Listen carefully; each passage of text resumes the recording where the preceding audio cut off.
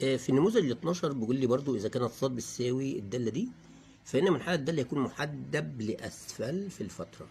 انا هحلها لك مقالي، بس انا بحلها لك بالاله الحاسبه وبعدين نشوفها مقالي.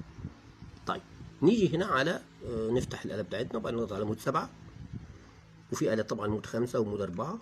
هنكتب الداله بتاعتنا زي ما هي بالظبط. هنفتح اقواس الاول وهنكتب اكس ناقص 2، ادي اكس ناقص 2، هنقفل القوس ونضربها في داله الجهد اللي هي الاي، ادي زرار الاي، ونعملها اس اكس، نعملها يساوي. برضو للمره التاسعه يا مستر انا ما عنديش فتره، انت اللي تختار. اختار من سالب 3 ل 3، من سالب 4، والنبي عملها لك من سالب 4 يساوي 4 يساوي، بس انت اللي اختار فتره. وبص في الجدول، تعال ما نتناقش انا وانت كده في الجدول وهكبر لك الجدول. شايف كانت سالب 1 سالب 1 من 10، سالب 2 من 10، سالب 5 من 10. خلي بالك هي رايحه بقى على الصفر تقترب، ها يعني كده ماشيه ايه اهو، تناقص تناقص تناقص.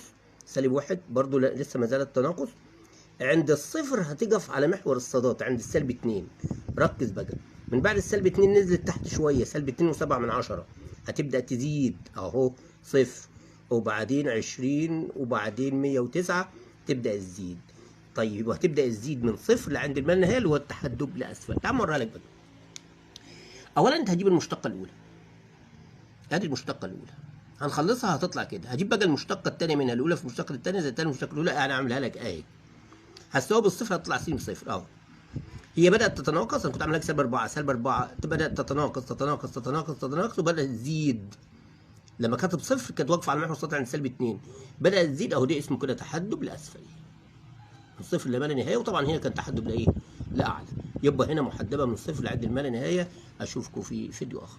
انت عايز مني عين 2 الساعه لعين 2 عين 1، بس خلي بالك الاختيارات فيها باي، ما تحولها بقى الى راديان بعد اذنك. تضغط على الشوفت والمود والاربعه بس كده تمام. يلا بقى ما نكتب على المربعين. عين 2 اوعى تنسى ان هي كانت عباره عن جذر 3 زائد اي. جذر 3 ادي جذر 3 اطلع بره زائد اي. على المقام تحت كان عين 1 عباره عن سالب 2 وبعدين زائد 2 جذر 3 واطلع بره السهم واكتب الاي. تمام وقولها يساوي. لا ايوه تمام كده. ده طلعت سالب نص اي. طيب انا بقى عايز الساعه، شيفت و2 واختار رقم واحد اللي هو الارجت بس وقولها يساوي سالب نص باي اهي، سالب نص باي اللي هي الاجابه دي. اشوفكم في فيديو اخر.